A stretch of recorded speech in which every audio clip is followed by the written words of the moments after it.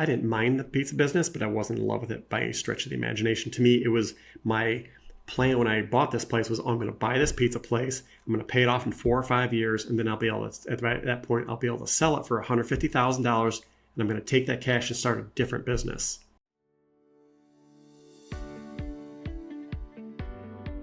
So hi, and welcome to Beyond the Paycheck. I'm Paula Christine. So I have a friend of mine that started a pizzeria many years ago, and he asked to be on my show to talk about the pros and cons of opening a business and some of the lessons that he has learned. So Mark has a really long last name, so I'm going to let him say that for us. So welcome, Mark. Appreciate you having me, Paula. It's so great to be here. What's the last name? Say my last name is Kwiatkowski, like a football kickoff. Kwiatkowski. That's really not that hard to say, but I usually botch everybody's last name. Probably even would botch the last name Smith whenever I get on here. So I always have people introduce themselves. Yeah. So what made you decide to open a business, and especially a pizzeria? Back years ago, my first business I owned was actually a software reseller. I was a software reseller for a new startup software company around 2000. And a friend of mine, he's from college. He and a partner started up, and they wanted some people to help resell their software to businesses. Mm-hmm. And so I did that for a few years and just couldn't quite get the hang of it. And so I thought I wanted something a little more solid. But of course, when I owned that software business, that's when 9/11 hit. So all of a sudden, and I was just starting to get my business off the ground at that point, and my business went to nothing for a year. Oh, wow. Because all of a sudden, business after 9/11, if you remember, people just were not, they're scared to invest in things. They're like, I don't know if we should invest in this. We don't know what's going to happen. Right. It's kind of, looking back, it's kind of a crazy time. And so in order to pay the bills, I had to get a job delivering pizzas at nights and weekends. I worked my business during the day, and I was also coaching high school track and cross country. So then at evenings and weekends, I would go deliver pizzas. And so I did that for a couple of years till I built it up, and then realized, and after a few years, I realized that software business, I needed change. And I was looking to actually purchase an investment property, like a house to rent out. And I won't go into the long story of how this got strange, but the listings my realtor sent me, 19 were houses and one was a pizza place. That was in the price range of what I was looking at. And all those houses fell through. I was about to delete the email. And I'll look at this list one more time. And I saw the pizza place. I'm like, it's only like 10, 15 minutes from my house. It's a good brand. Any idiot can run a pizza place. Come on. How hard can it be? Yes. Yeah. I'm joking on that because that's a hard business. Well, all businesses are hard. Yeah. Oh, yeah. Absolutely.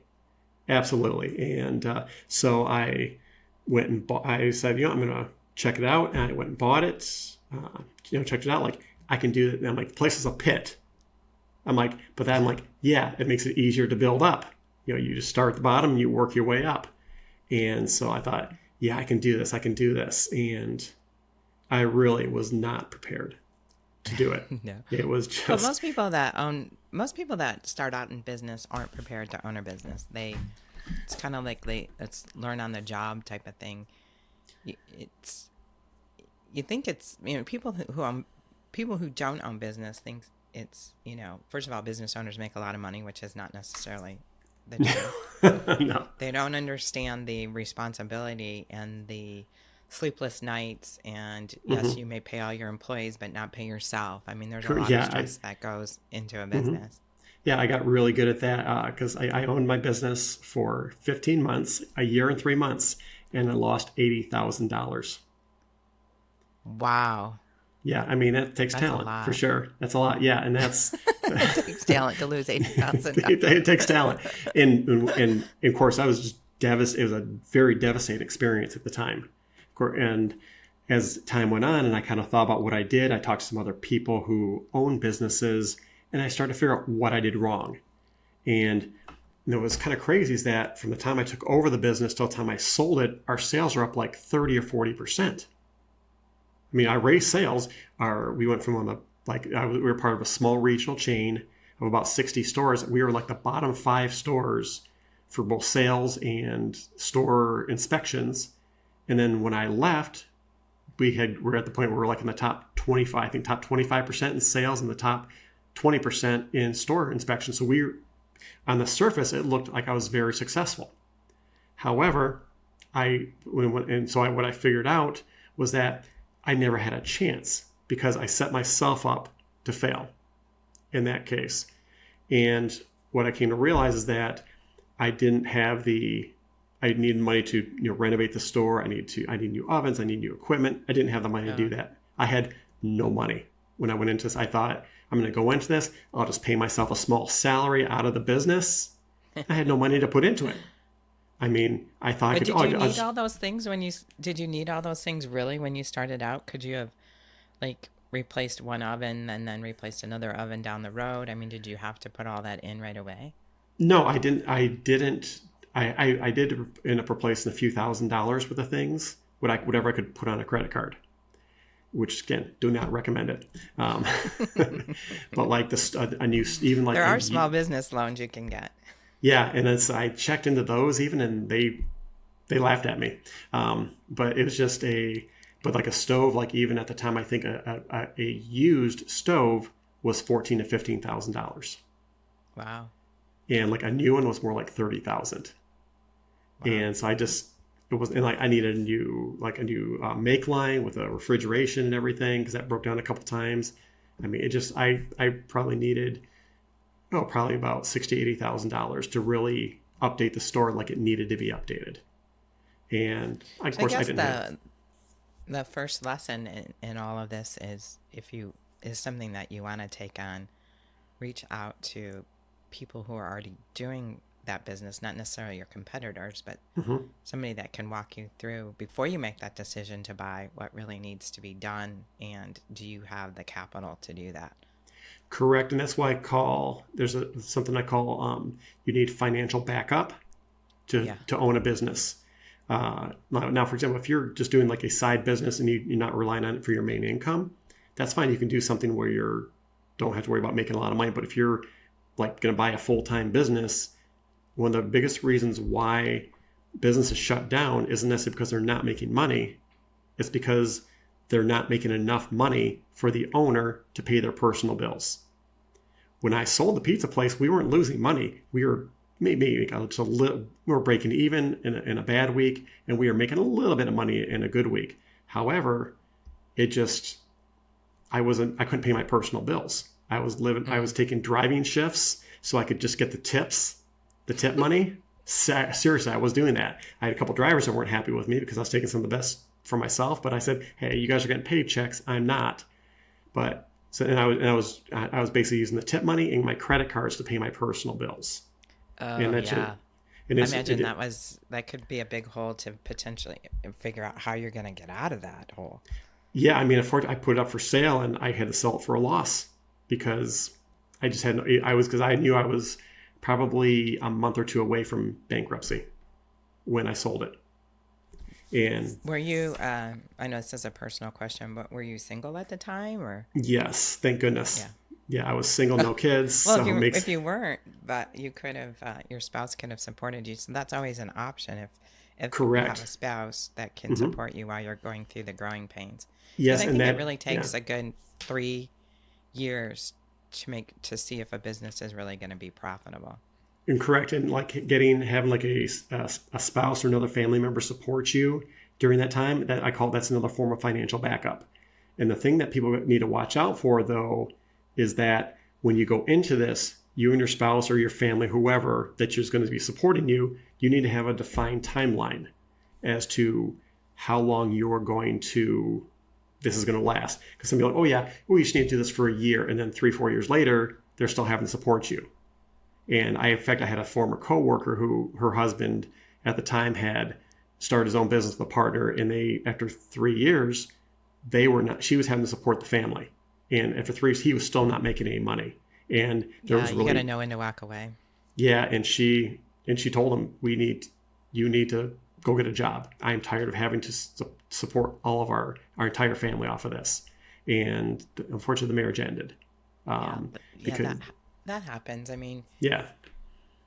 yeah, and it's always good to go into business too with a solid business plan, which Hmm. I'm just going to make the assumption you probably didn't have when you. Actually, I did. I wrote up Yeah, business but when plans. Yeah.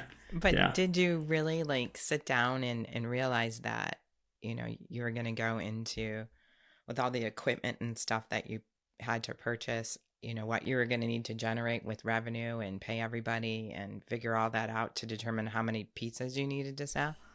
I will say that my business plan was based off of false information. Hmm. The information I got from the previous owner said, oh, he said their payroll was about 15% of revenue. Their food cost was about 28% of revenue. In reality, the payroll was 22% of revenue, is almost 50% higher than what he told me. And then the food cost was actually 20% higher than what he told me. I mean, that was I think if I figured it out right, over $3,000 a month difference in what I was planning on. And That's then a I lot was of pizzas. yeah, I mean, $3,000 a month, that's huge. I mean, that would have paid my rent, my gas and electric bills every month. Yeah. For that extra That is a lot of 3,000 pizzas. What's the average pizza cost now? back About back 15 then bucks. back then is about 10 to 15. Yeah, so you're looking Yeah. at 200 300 pizzas extra per Yeah. month. So I mean, Yeah, that's a lot. that's a Yeah, lot so of it's pizza. just yeah, it And you was don't know what the just reputation of that previous owner was. And then you had to let everybody in the neighborhood know that somebody had taken it over. And correct.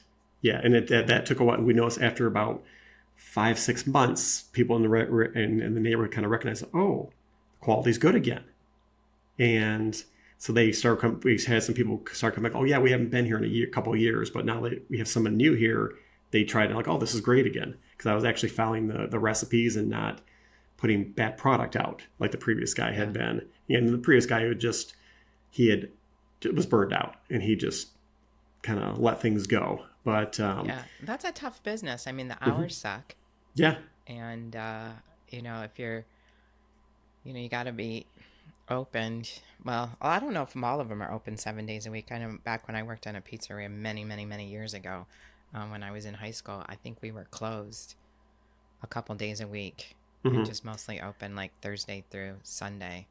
oh, I would love that. We were open 7 days a week, and of course, I shut down for holidays, but it just, yeah, I mean, it's 7 days a week, and it's a very tough scenario to like because every Friday I would get to work at between 8:30 9 o'clock, and I would leave around midnight if I was lucky. Yeah. So it was about 15 plus Yeah. hours a It's a day tough business. every Friday for sure. And It on can be Thursday, extremely profitable. yeah, it can be when you If, do it right. hmm When you do that right, yeah. yeah, because of But course, you have to look at what you're giving up too with hmm owning that type of a business. The same thing with a bar, a restaurant, anything that has those hmm odd hours where, you're typically not doing the 9 to 5. You give up family time. You give up missing your kids' events and doing all hmm kind different things when you have to be at that place, unless you have a good management team that you correct. can And trust. yeah, the good management team, and then you got to be able to afford to pay them, and Yes. that's which is another If you're step. not But paying yourself, you're probably not be able to pay them too. correct, yeah, and like I said, my friend who had started the software business, he was, when he first started, he was, a couple things he did. His company's still in business and thriving today, fortunately, doing very, very well. And, but he had a good paying sales job for several years before he started that business. So he had 6 figures in the bank for savings to live for him, his wife and kids to live off of. Oh, He yeah. says they didn't need to make any money for 2 to 3 years. They could just live off their savings without bringing in a dime. And then he also had money to buy servers, for the business when he first started. Because back then you didn't Hmm. have the cloud services like you have now. And then, but the first few years he was working at 80 90 hours plus a week, and he would just kind of work around Hmm. his schedule, like work way into the night, and when see his kids a little bit here and there when they were awake. And his wife was very patient with it, but and then he was able to, but as time went on and they grew the scale of the business, he was able to hire more and more people. And I think these days, really busy week for him is like 45 50 hours now. And I know that he's got Yeah. in the summertime, he and his kids are now all in college and older, but like they did what they call, the Wednesday ski days, where they would all go on Wednesday afternoons in the summer and go skiing on the lake. He was had that, of course, he built up that flexibility. But of course, that was the 90 some hours a week. And in the early years, I gradually went down, and that was he figured, he and his wife talked about it, that was a sacrifice they felt was needed at the time. And now, of course, they live a great life. Because of the sacrifices they made years ago. And that's very, but he also set himself up properly because he had the money in the bank to live off of. They never had to worry about paying their personal bills. You have to. A lot of people think that they can run a business and they don't get all the facts up front and don't understand the commitment that it takes. And, if you're not generating income, you can't pay employees, or you can't pay yourself, or you've got to have a cushion. Yeah. You have to have cushion. You've got to have great support from your family. And is it something that you're passionate about too? Yeah, because exactly. that changes it too. I don't think that I could own a pizzeria because I don't think that I would be passionate about that ownership. But there are other things out there that I, would feel I could own. So just owning a business, I don't know if passion's the right word. Because you can do something and not be passion, not be your passion. Yeah. But you have to. You have to love it to a certain extent. Yes. Yeah. Yeah. And that was the case with me in the pizza place, where I didn't mind the pizza business, but I wasn't in love with it by any stretch of the imagination. To me, it was my plan when I bought this place was, I'm going to buy this pizza place. I'm going to pay it off in 4 or 5 years. And then I'll be able to, at that point, I'll be able to sell it for $150,000. And I'm going to take that cash and start a different business. And looking back, I really realized, I'm like, if I had just, and then talk about your opportunity cost, I could have just gotten a decent paying job. I'm not talking like, multiple six figures. I'm talking even like $80,000, $100,000 a year, because I lived a pretty lean lifestyle, and I could have just saved up money for 5 years and had $150,000 easily if I just gone out and gotten a regular job. But I didn't want to do that. I needed to learn that hard lesson for myself.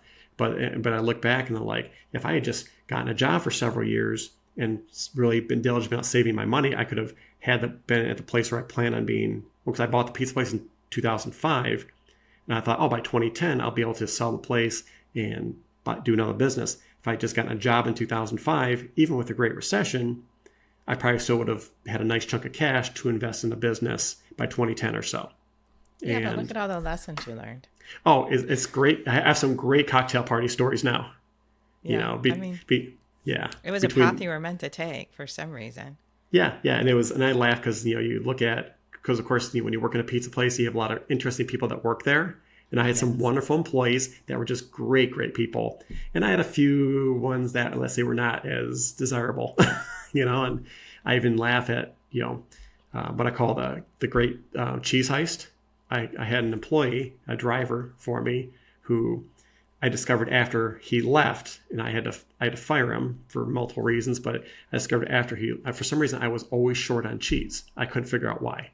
We took measuring cups and measured by the recipes, and we're still short on cheese every week. How is this? What's going on here? And we realized that. It? Yes, and this is what this is a great story here. He had a buddy who was the manager of another one in our chain. It was only like a few miles from us. So he would steal the cheese, sell it to his buddy. Like we'd get a case of cheese was $30, 30 pounds, and with 3 10-pound bags of cheese. He would steal it a bag at a time, and he'd get it to his buddy. Buddy would give him, I think a case of cheese was $90 to $100. So say his buddy gave him $30 for that bag of cheese. So he pockets up $30, and then you could tell what your volume should be in a pizza place by the amount of cheese being used. And they saw if you're doing 8 cases of cheese a week, it should be X number of dollars. And so what this guy would do, on a night he was managing, he would take the cheese that my guy stole and use that cheese to make the pizzas. So that way his owner would not realize that he was, and then this guy would sell $100 worth of pizzas and pocket the money. and Oh, not report it to wow. the owner. Yeah. See how that works? So my guy was making 30 bucks or whatever, I don't know how much, but say 30 bucks from stealing the cheese. Then his buddy would pocket like an extra $100 on a night and just say, oh yeah, it looks like we had, and say if they were doing like 400 or 500 in a night, instead they say, oh, we just had a slow night, 300 or 400.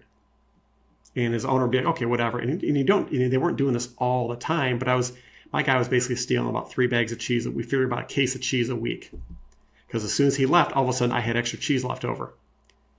And then wow. we I'm sure started, that's, yeah. criminals are pretty smart. Oh, it's amazing. And I'm thinking, and these guys were doing this to make what I don't think is that much money. But again, that was their mentality. And so, Yeah. and that's another thing you got to look at when you have a business like that is when you get your employees, you've got to watch out for these things. And it's Okay, again, so would you do it again? Would you, if the not in a million opportunity? years. Not in a million years. Yeah. I For have that friends type of business or just in any that business? oh no, that type of business I would not do again. Like because I've had people have asked me, oh Mark, do you ever want to own your own gym? And then my answer is no. I sell fitness equipment, so I know the industry really well. I'm much more passionate about fitness than I ever was about pizza. However, I don't think I'd ever want a retail type of business again. And there are people Yeah, who love those things, but for me, I've been there, done that, and have some great stories to tell now. yeah. Well, it's been fun talking with you. No, I I like to hear appreciate your you. stories. Yeah, I appreciate you having me on here. Hopefully, your listeners get some good. But even with all the things the lessons that you learned, I don't want to tell someone not to own a business. Correct. Your lessons and theirs might be totally different. Correct. But I think what you probably learned is to do more homework in the beginning Mm-hmm. about what you were purchasing and to make sure you have a slush fund Mm-hmm. to support yourself. Yes. Yeah. What I called, and I did discover a phenomenon that I called it George Bailey syndrome. Because you remember from It's a Wonderful Life, Mm-hmm. where George Bailey kind of gave up on his dreams, but everybody's lives around him were better because of him. And a lot of times that's what happens with business owners, is where, like, for example, like my landlord was happy because they were getting a consistent rent check and they weren't getting complaints from the other tenants in our strip mall about shenanigans going on at night from the pizza place. The other business owners in my strip mall were happy because I was bringing in business and it was kind of filtering to their businesses. My employees were getting paychecks every couple of weeks. The franchise that I owned, they were getting good royalty checks and they were getting food sold out of their commissary. Everybody's lives around me in that business were better except for mine.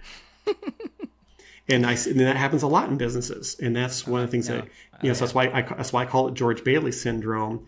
And so a few years ago, I kind of took the lesson. I kind of hoped to write a book about it, but instead I just published a series of articles on LinkedIn that's under the title of George Bailey syndrome, where I talk about financial backup. I talk about evaluating yourself before you buy a business. I talk about evaluating the business and different things that can happen. So, and I've had people who have contacted me who have read the articles and said, thank you so much for that information. I really am happy that I read this. Now I can make sure I make a good quality decision. Because I am a huge proponent of entrepreneurship. I think it's a great thing for people to do. But it's something The you've got to be American careful dream. of. Yeah, you've got to be careful of. How do they find these articles? If they go to my profile on LinkedIn, I'm under Mark Kwiatkowski. Okay, And we'll put then, it in the show notes for everybody. yeah, put the link to put my LinkedIn profile link in there, and then they can I posted some articles, and they can go in there and read them, and hopefully get some good information out of them. So anyway, we'll post Mark's contact information in the show notes. Any last words, Mark? No, just thank you for having me, and for any of you looking to open a business or start a business, I wish you the best of luck and a lot of success. Good words. Thank you, Mark. Thanks. I really enjoyed talking with you. Oh, thank you for having me. Have a great day.